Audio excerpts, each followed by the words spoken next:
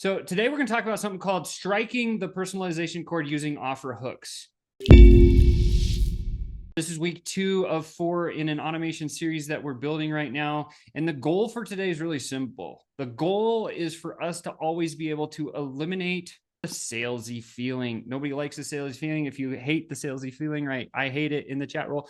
But again, what we want to do is not be like Ron Burgundy when he's trying to sell a car. That's not the right way to do it. And where did I learn the stuff I'm about to share with you? Again, my boy, Steve Larson. I've been following this guy since 2016, so quite some time now. He's a dear friend of mine. If you want to learn more about him, he's awesome. He teaches. He's actually the guy who he started working at ClickFunnels when they had less than 10,000 subscribers for ClickFunnels. And Russell brought him in and put him in his desk right next to Russell. And Steve became the guy that started building every single sales funnel for Russell for the past 6 years. And then he left and went out on his own, and he's done some pretty amazing things on his own. He's been somebody that I've leaned on in terms of coaching. I've gone to his $40,000 3-day programs, and I learned a tremendous amount from him. And so I love the guy. He's a brother to me now, and we've been working together. And he's also a FlowChat member, and he continues to preach about how everyone's like, what's your best funnel? And he says, my DM funnel, and it's always FlowChat. So it's kind of a cool thing that he's using our tech and everything else. But what's in it for you today? There's a couple of things. Today, I want to share a strategy that you can use when you post things into the world on social media, when you write emails, when you're building any type of marketing for a sales page, or you're writing a funnel. This is a system that's going to allow you to create constant inbound traffic. Secondly, it's going to pull only the inbound traffic that is extremely qualified for you. So we're talking a little bit about making posts and creating inbound flow. The next one is, how do we get the higher level of engagement? Well, if you have somebody that's extremely qualified coming your way, they're probably going to be more engaged. And lastly, I want to show you how to shorten the sales cycle by the content that you're building, because I think this is something most people will freak out about when they see it. Here's where people miss it. We're going to be talking about offer hooks today. And the first thing is, Sean, a sales hook and an offer hook are the same thing.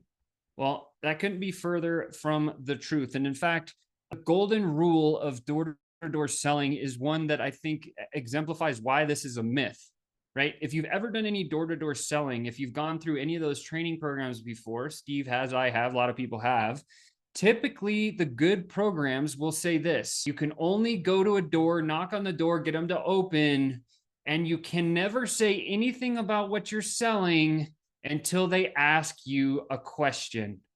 So the idea is we have to generate something to say to them first before they say, oh, I'm interested. What's the price? Or how does that work? Or whatever they is that they ask you. And then you can start sharing your sales message. So the idea here is the offer message is the thing that sits in front of a sales message or a hook, and then it allows you to move forward in the process. Here's the second one. Most people miss the idea where people are saying like, hey, Sean, you always got to be closing, always got to be closing. If that was true, you would close what we call suspects. Suspects are people who are not a fit for us. They cause us a lot of pain and hassle and turmoil and tribulation and invest in our team's time and energy. And it's a suck. And then usually what happens at the end is these people end up refunding, charging back, and it becomes really messy. So if we were always closing and we're closing the wrong people, this is a myth. What we want to do is we want to draw the right people out, either through our messaging or through our content strategy, and create suspects turn into prospects who turn into hot buyers. So we're not always closing. We should always be making offer hooks and prospecting, or basically always be prospecting is probably a better way to say it. So there's two kinds of messaging. I already hit on this. The first kind of messaging is the hook message. The second kind of messaging is the sales message. So the idea here is we want to drop a hook message that gets our prospect to say, tell me more. Only then would we move forward with the sales message. You guys have all experienced this first. Somebody comes up to you and says, hey, you got to hear about my water product. Let me start telling you. It's awesome. It does this. It changes that. I actually had a call 2 days ago with a person that did this to me. And I was like, yo, bro, stop it. We can't talk about this right now because I'm not really interested. And if he had said something to me that got me interested, I'd be like, oh, well, what is it that you sell? That's my hook question. That's what, like, he got me with a hook, and now I want to hear the next part. So our job as founders, agency owners, consultants, sales pros, is to use the hook to get them to say, tell me more, right? In some form or fashion. And once we do that, then we can drop our sales message. And so the key here is your hook message sells your sales message, and your sales message sells your offer. Don't get this confused. It's very simple as you look at this slide here. And so most people are like, Sean, that makes sense, but most people don't even know that hook messages exist and how to write an offer hook. But the idea of doing this takes the salesiness away because it's permission based. We're saying something to someone and inviting them, and then they say, tell me more. Now it doesn't feel salesy anymore instead of push, push, push, right? And so here's Steve's arrow concept. It's pretty interesting. If the arrow happens to be your offer and your sales message and your product, here's what it looks like. The first thing that punctures you, or a prospect, would be the hook message.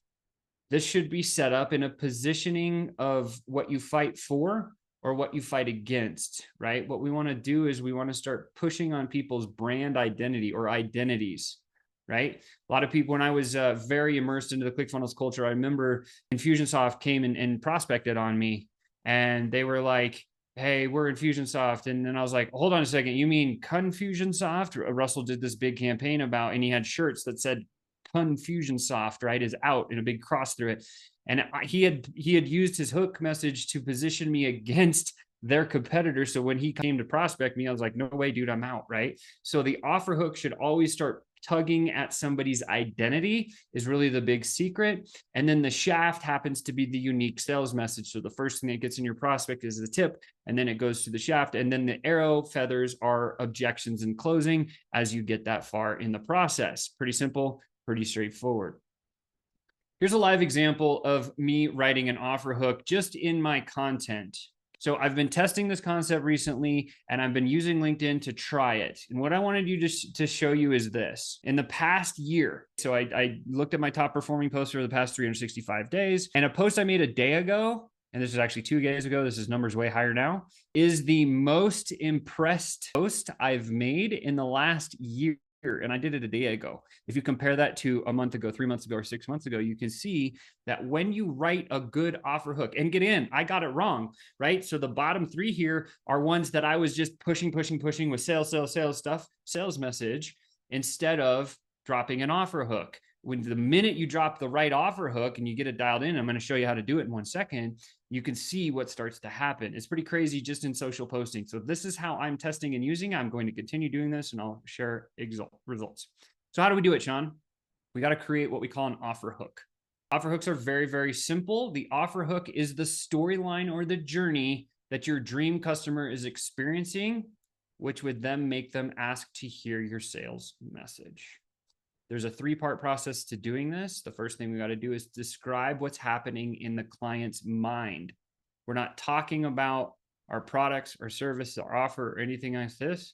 We're trying to mind read what our clients are going through in like a sentence. And then we describe their experience. And then we talk about a change-based story that gets them coming in our direction.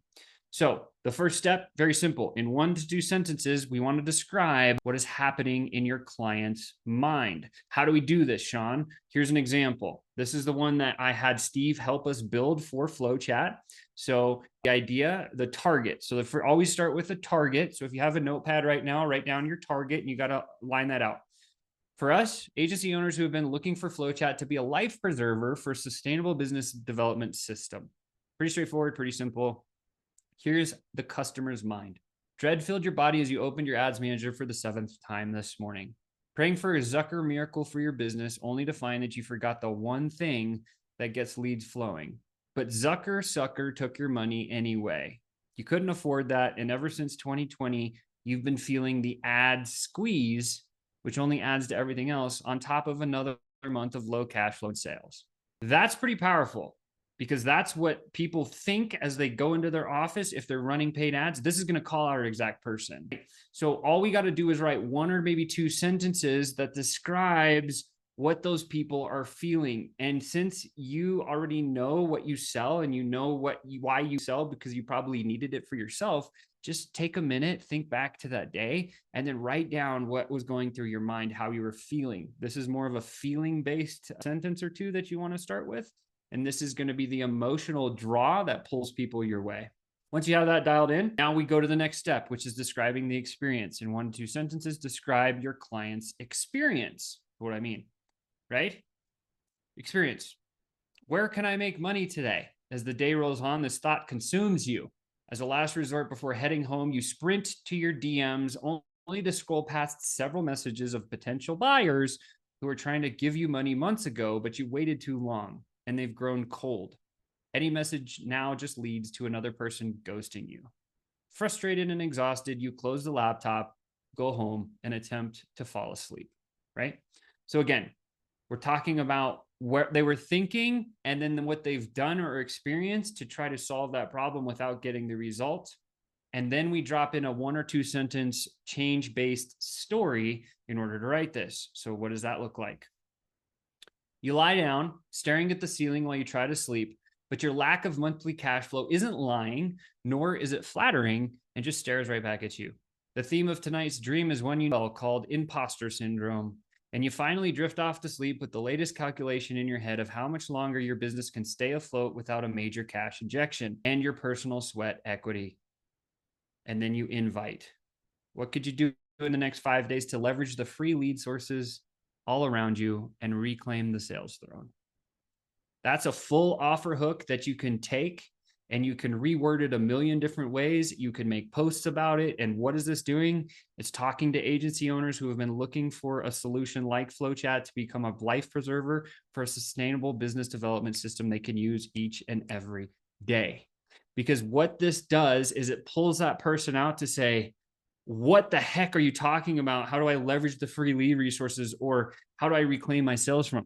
What's next? I want to learn more. The idea of an offer hook is to ask, basically paint a picture and get them to say, tell me more about that. You can see in here, I never said a word about FlowChat. I never said a word about direct messaging whatsoever. That's what we're specialists in. But this, what happens is it gets crazy engagement. And this is how posts start to go viral, right?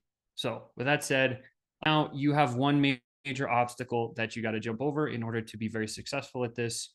Is number 1, you need to block some time. And number 2, you need to practice this. Most of us don't have time to practice. We need to make time to practice, because if we can do this and we can get good at this one offer hook writing thing, this will not only help you with social posting, this will not only help you with like website building or sales copy for that, but it will also help you tremendously when it comes to DM messaging. Because if you think through a messaging sequence, think about what we're trying to do. We're trying to engage people emotionally, and then we're trying to logically justify getting a book call or driving somebody to a website, and then we're getting them to pull out their checkbook when they know, like, trust us to give us money. And that's the idea behind how this system works. So what's changed in my world over the last 6 months is now I start every social side of any post that I do with an offer hook. And it could be as simple as 1, 2, 3 short sentences and then get people to come my way, or it could be a little more aggressive like the one that I just shared with you. And so when you do this and you start getting good at this, number 1, you're going to achieve constant inbound traffic. I've already had people book calls from that post I made a day ago. Secondly, you're going to get extremely qualified leads, people that are raising their hand saying, tell me more about this. And then next, we're going to get that higher level of engagement because they're swimming in our direction. And of course, this will shorten the sales cycle, specifically if you don't say too much, right? Say less, book more. That's the theory. And when you do that, all you have to do is apply writing your own offer hooks each and every day. I would encourage you, just like Jerry Seinfeld used to write 1 joke a day, become one of the best comedians in the world. I encourage you to write 1 offer hook every single day. I'm actually trying to do 1 offer hook a day. I'm writing messaging on my LinkedIn. So if you guys want to watch what I'm doing, go ahead. But again, I would encourage you to practice writing small little offer hooks, because this will totally change the whole situation of what you're trying to accomplish. The last thing is taking some action here is just writing your first action hook. Build your offer hook and test it on a social platform today. That is what I challenge you to do. Take the rest of the session right now. We can go through it together and we can write down what's happening in your client's mind, what's the experience they're going through, and what's the change-based story. If you get those things right and you start testing it, it's going to work on one platform. It'll work on all of them, right? And then, by the way, invite them to DM you as the call to action. That's another little super powerful hook because that creates inbound, and then you can just import that right into your pipeline and you can fire automated messages back at these people. So little bonus there. That is today's session.